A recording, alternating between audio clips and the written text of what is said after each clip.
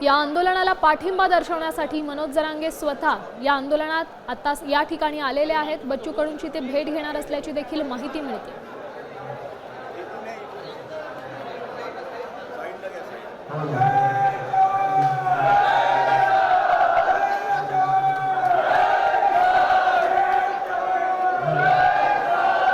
त्यासोबत जरांगे माध्यमांसोबत काय संवाद साधतात याकडे देखील अनेकांचं लक्ष लागलेलं आहे। शेतकऱ्यांसंदर्भात काय मागणी करतात, कारण तुर्तास तरी सरकारनं शब्द पाळावा, शेतकऱ्यांना मदत जाहीर करावी अशी मागणी जरांगेंनी केली।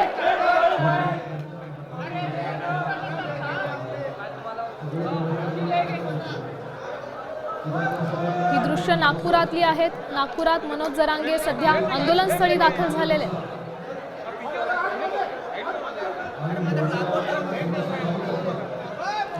शेतकऱ्यांच्या विविध मागण्यांसाठी नागपुरात मोठा आंदोलन सुरू आहे आणि या आंदोलनस्थळी सध्या मनोज जरांगे पाटील पोहोचलेले आहेत। कर्जमाफीसाठी हे शेतकऱ्यांचं आंदोलन सुरू आहे।